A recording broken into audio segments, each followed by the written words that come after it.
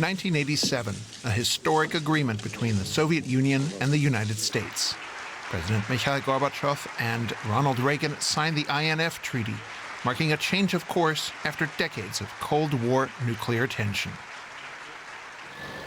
The root of the tension was this: the Soviet SS-20 missile, a nuclear warhead that could strike Western Europe at short notice. That worried those European countries on the other side of the Iron Curtain, who were well within the missile's reach of 5,500 kilometers. The U.S. response was to deploy its own mid-range Pershing missiles in Europe. That was met with protests across the West. The demonstrations showed demand for a new direction. The result was the INF Treaty. It banned all ground-launched ballistic missiles with ranges of between 500 and 5,500 kilometers.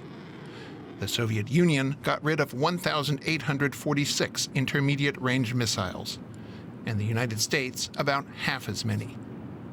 By 1991, a total of 2,692 missiles were destroyed.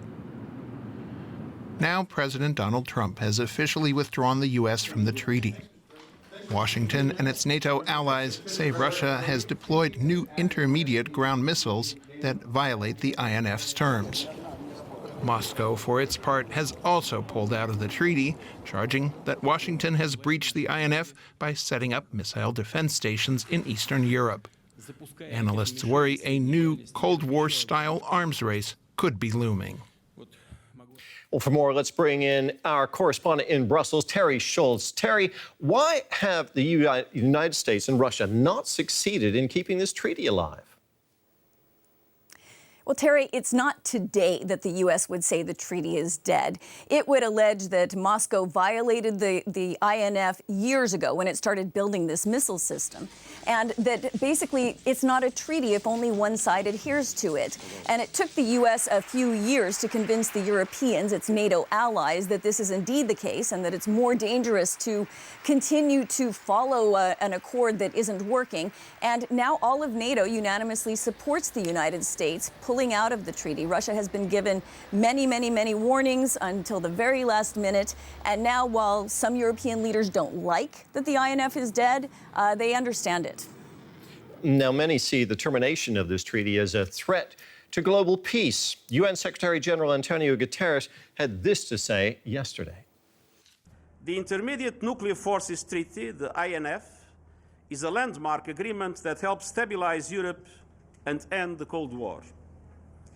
When it expires tomorrow, the world will lose an invaluable break on nuclear war, and this will likely heighten, not reduce, the threat posed by ballistic missiles.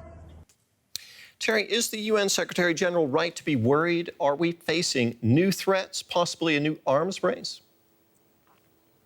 He is right to be worried, and he's certainly not alone. With no restraints now on intermediate-range nuclear missiles, there's no telling what Russia will do, and the United States is very likely to come up with a new system to match or best the Russian missile. That said, the United States has said that its aim is to create a new framework to control nuclear weapons development that would also include China, which has been far and, unconstrained by any treaty and really working hard on this. So while nobody is really happy to see the treaty go, everyone acknowledges that this really wasn't working anymore. Now, this is an old treaty. The INF Treaty was signed in the 1980s between the U.S. and the former Soviet Union. Can it not be argued that this treaty was actually obsolete, especially given the rise of other powers like China and the development of new weapon systems? That is something the United States has argued, and others as well. But I think the question here was not whether it needed to be updated, and certainly not whether Russia needed to come into compliance with the existing treaty, but whether it would be better to kill it as you work on creating this new accord, this new hoped-for accord. And I think that's where the Europeans were uncomfortable with declaring the INF defunct.